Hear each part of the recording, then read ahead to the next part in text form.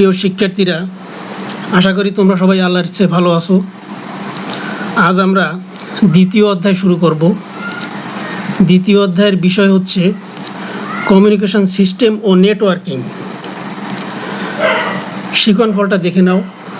Communication সিস্টেমের ব্যাখ্যা করতে পারবে, কমিউনিকেশন সিস্টেমের উপাদান কী কী তা বলতে পারবে, কমিউনিকেশন সিস্টেমের মোড ব্যাখ্যা করতে পারবে, কমিউনিকেশন সিস্টেমের মেথড ব্যাখ্যা করতে পারবে, কমিউনিকেশন সিস্টেমের ব্যান্ডউইথ ব্যাখ্যা করতে পারবে, নেটওয়ার্কের প্রকারভেদ বলতে পারবে আজকের পাঠ শেষে। Communication system and networking. Communication system, এই কমিউনিকেশনটা মাস কমিউনিকেশন না, আমাদের পাঠ্য বইয়ের ভিত্তিতে এটা ডাটা কমিউনিকেশন। দুই বা ততোধিক ব্যক্তি বা বস্তুর মধ্যে তথ্য দ্বারা যোগাযোগ ব্যবস্থা হচ্ছে কমিউনিকেশন সিস্টেম। এই যোগাযোগ ব্যবস্থা অসংখ্য ব্যক্তি বা বস্তুর মধ্যে জালের মতো ছড়িয়ে পড়লে তাকে বলা হয় নেটওয়ার্ক। এই নেটওয়ার্ক বাস্তবায়ন করাকে বলা হয় নেটওয়ার্কিং।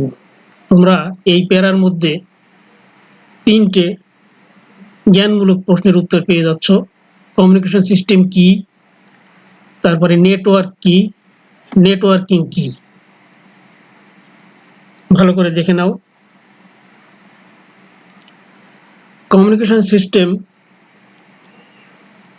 এতে যেসব ডিভাইস প্রয়োজন হয়, যেমন উৎস কম্পিউটার, প্রেরক মডেম, মাধ্যম কমিউনিকেশন সিস্টেম যেটা, প্রাপক মডেম, গন্তব্য কম্পিউটার। তুমি তোমার কম্পিউটার থেকে নেটে তোমার বন্ধুর সাথে যোগাযোগ করতে চাচ্ছ, সে একটা ল্যাপটপে আছে, তুমি একটা ইমেইল করবা, সেই তথ্য সরাসরি তুমি পাঠাতে পারবে না, আগে একটা মডেমে যাবে। মডেম এই প্রেরণের কাজটা করে, ডিজিটাল ডাটাকে অ্যানালগে রূপান্তর করে। আবার ওইটা তোমার বন্ধুর ডিভাইসের সঙ্গে যে মডেম থাকে সেই মডেমে আগে চলে যায়, সেখান থেকে আবার ডিজিটালে রূপান্তর হয়ে তার ডিভাইসে যায়। আশা করি তোমরা বুঝতে পেরেছো।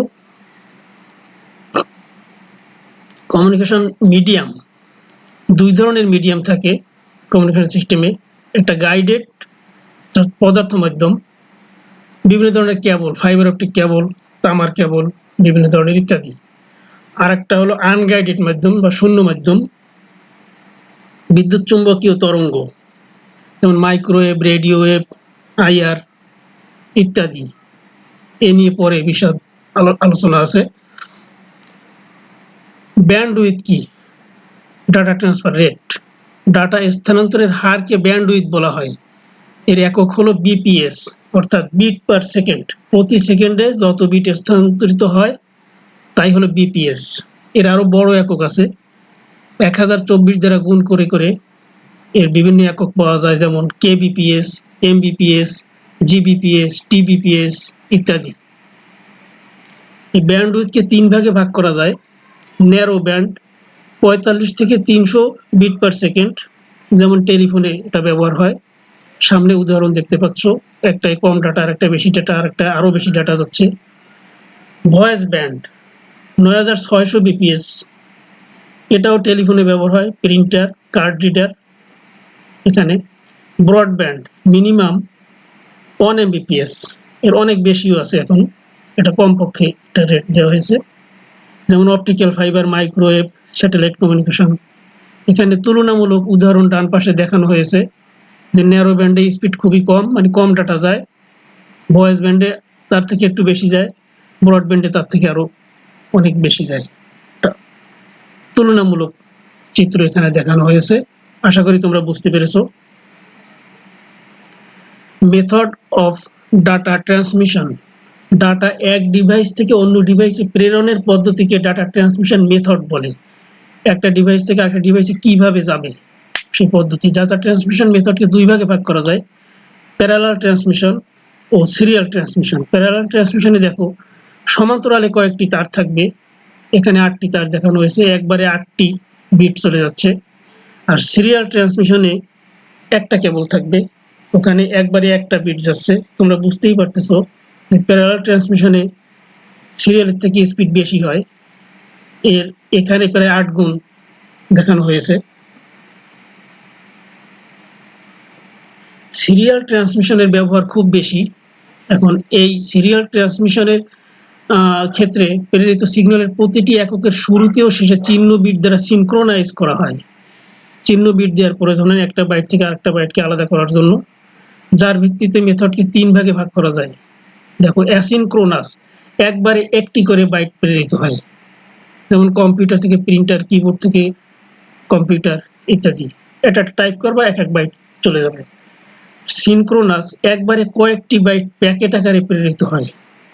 এই কয়েকটি বাইটের মধ্যে আবার কিছু বিরতি সময় থাকে, যেমন কম্পিউটার থেকে কম্পিউটার। আইসোক্রোনাস খুব আধুনিক, এটাও একবারে কয়েকটি বাইটের একটি প্যাকেট যায়, কিন্তু বিরতি সময় প্রায় শূন্য, তার মানে স্পিড বেশি। ভালো করে দেখে নাও, এখানে তুলনামূলক চিত্র দেখানো হয়েছে। আইসোক্রোনাসে সব থেকে স্পিড বেশি হবে।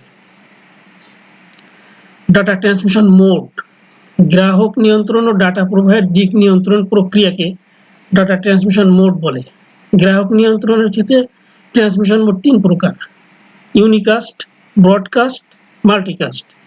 আর ডাটা প্রবাহের দিক নিয়ন্ত্রণের ক্ষেত্রে 3 প্রকার: simplex, half duplex, full duplex. গ্রাহক নিয়ন্ত্রণের ক্ষেত্রে যে 3 প্রকার সেটা দেখো। ইউনিকাস্ট, প্রেরক একজন, গ্রাহক একজন, যেমন পিবিএক্স সিস্টেমে দেখানো হয়েছে। সেন্ডার থেকে রিসিভার, একজন থেকে একজন যাচ্ছে। আর ব্রডকাস্ট হচ্ছে প্রেরক একজন, গ্রাহক নেটওয়ার্কভুক্ত সবাই, ব্রডকাস্ট।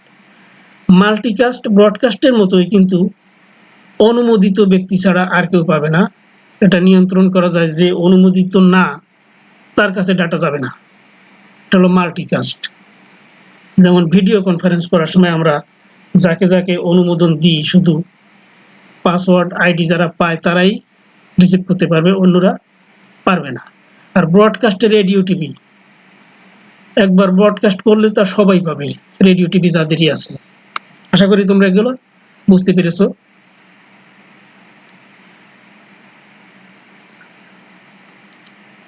ডাটা প্রবাহের দিকের উপর ভিত্তি করে মোট 3 প্রকার আগে দেখাইছি। সিমপ্লেক্স, একজন প্রেরক একজন গ্রাহক, যেমন টেলিগ্রাফ, শুধু পাঠাতে পারে, রিসিভার আর পাঠাতে পারে না, রিসিভার শুধু রিসিভ করতে পারে। আবার তার পাঠানো দরকার হলে অন্যভাবে পাঠাতে হয়।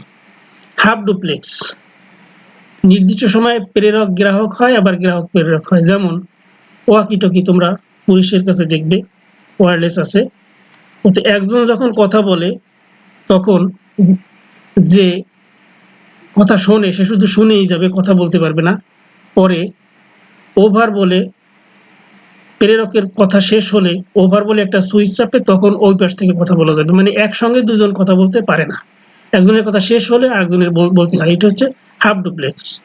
আর ফুল ডুপ্লেক্সে এরকম কোনো বাধা ধরার নিয়ম নাই, একই সময়ে দুজনে কথা বলতে পারে এবং শুনতেও পারে, যেমন মোবাইল ফোন। আশা করি তোমরা বুঝতে পেরেছো। টাইপস অফ নেটওয়ার্ক, নেটওয়ার্কের আবার বিভিন্ন ধরন আছে।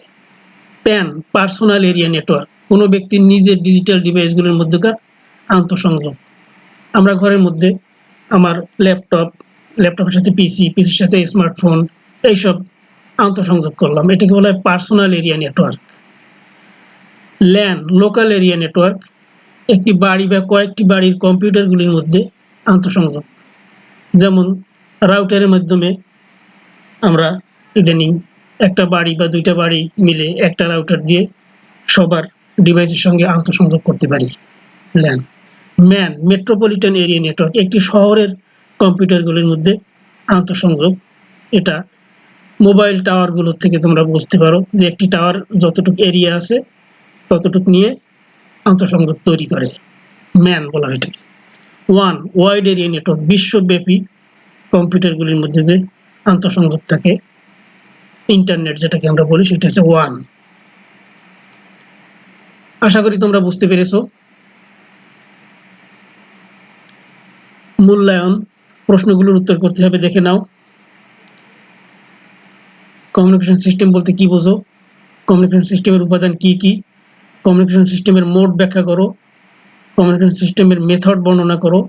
কমিউনিকেশন সিস্টেমের ব্যান্ডউইথ কি? বলতে কি বোঝো? নেটওয়ার্কের প্রকারভেদ বর্ণনা করো। প্রশ্নগুলি খুবই গুরুত্বপূর্ণ।